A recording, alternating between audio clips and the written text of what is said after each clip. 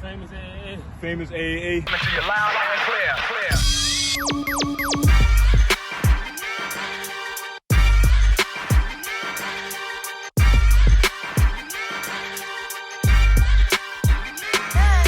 Yeah, so AAA, welcome back, family, to the channel. It's Famous AAA. I'm here at the Morris Park Boxing Club, and I gotta say it's an honor to be with this man right here, the guy, the coach, I should say, Coach P.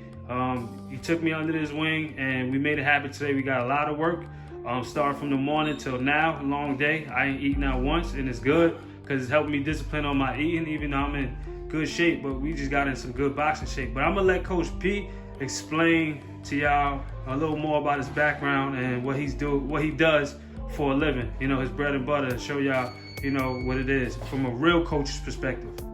What's up, everybody? This is Coach P, Coach Pablo. I'm a boxing coach at the Morris Park Boxing Club out here in the Bronx. I work with a lot of young adults, and it's great. Boxing is great for social and emotional development for young adults and also for discipline.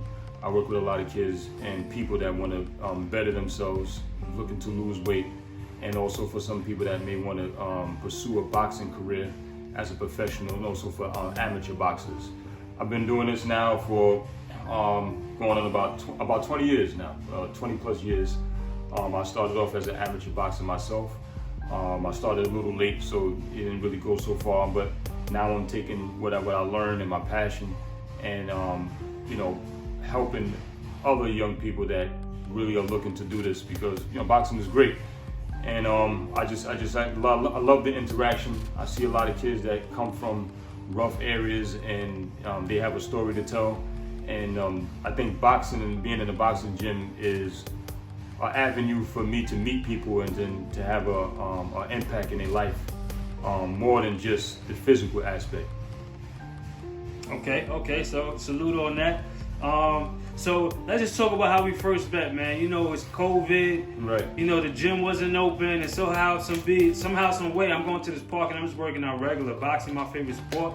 I happen to see these guys on the pads, and I'm like, yo, what's up with the pads? You know what I'm saying? Can I rock with y'all? And they're like, yeah. So we came back the next day, and we started, you know, hitting the pads, because I seen them hitting the pads. I'm like, okay, this is some good work. And then I guess the second day I'm on the pads, next thing you know, you see somebody come through with a bodysuit on.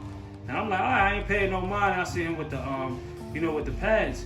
So I'm thinking like, okay, you know, I guess this is a boxing park. So, you know, I guess the energy is in this park. And then lo and behold, you know, we work, I just finished getting some work.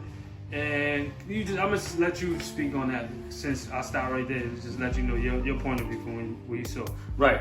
So, what happened was, I'm gonna tell you a joke.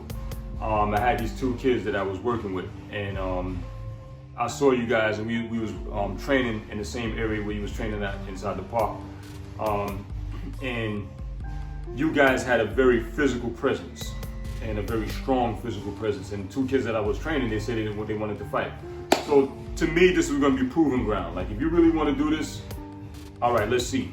Tomorrow, y'all going to be sparring. And they wanted to know, with who, coach?